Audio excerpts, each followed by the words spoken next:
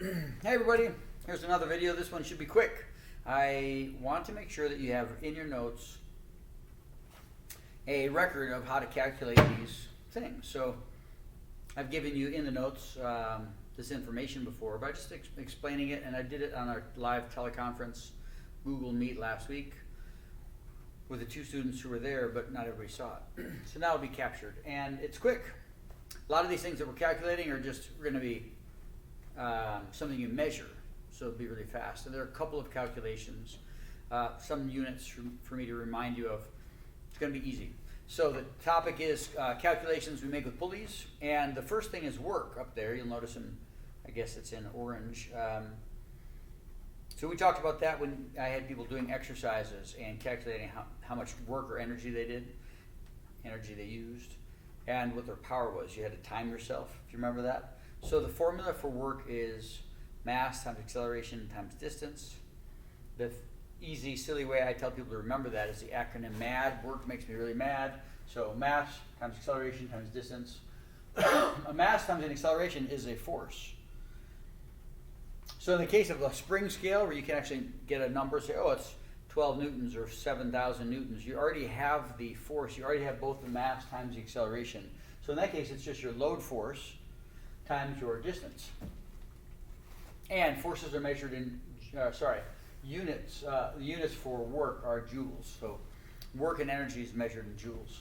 Down here, the next thing, load force, you don't have to calculate that at all. You're just going to measure it. And that's measured in newtons. That's what I meant to say before. Your effort force.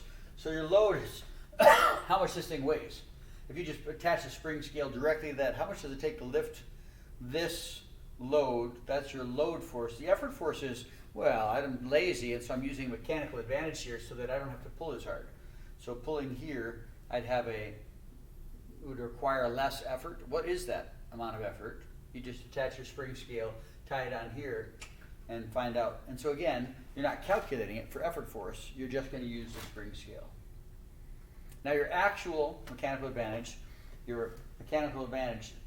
can be either your actual or your ideal. So your AMA is what it really feels like to pull on this pulley system. And you have to do a little calculation there. Basically, these two numbers will be divided. What's the load force divided by the effort force? It's pretty simple.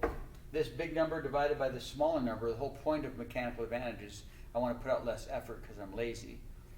So you're having a big number divided by a small number, you should end up with a number that's greater than 1. It could be that you set up a mechanical advantage wrong, or you have so much friction in the system that you ultimately end up with an actual mechanical advantage that is, 0.75, less than 1. So you're making it harder on yourself. If you just take all your pulleys away and lift that dang thing, you're better off because your mechanical advantage is hurting you. Sort of a negative mechanical advantage. Your ideal mechanical advantage, IMA, is much easier. This is pretty easy. You're going to measure two numbers and divide them. Here you don't even need to measure anything. If you remember the trick, you're going to count the rope segments coming out of the load. So what's the mechanical advantage here? We don't count segments coming off of the pulley system.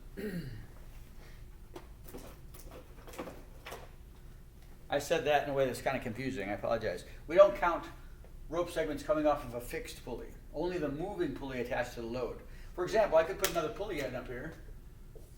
I'm just going to attach that sucker to the ceiling. There's my pulley. I'm going to run this rope right around it. That's the same rope there. Lord help me. Lord have mercy. Have I changed the mechanical advantage at all? No, I didn't add a moving pulley. I added a fixed pulley. Maybe I have another pulley over here. It's attached to the ground. There's another pulley. And so this rope segment goes from there and comes out here. I can just keep adding these things all day long, but it doesn't change the reality at the load. I only have this one moving pulley. So as this thing gets lifted up, so also does that pulley. Whereas this would stay attached to the ceiling, that would stay attached to the ceiling. These are fixed. This would stay attached to the ground. Doesn't matter how many fixed pulleys I have, it doesn't change the mechanical advantage. So the system here is I can just count the rope segments coming out of the load, which is 3. My ideal mechanical advantage is 3 here. But because of friction, I probably will have less than that. I'd probably feel an effort force that's going to be greater than that. If I have a mechanical advantage of 3, that means what I have to pull out would only be 1/3 of that, but that's in an ideal world with no friction, etc. So, simple. So far we only have one division problem. Here's another one. To get efficiency, you're going to take these two numbers now and divide them. When you do that, the green number is on top, your actual divided by your ideal. Now the big number's on the bottom here, sorry.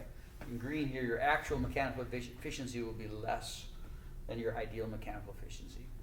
But you end up with a decimal point then between 0 and 1. Multiply that by 100.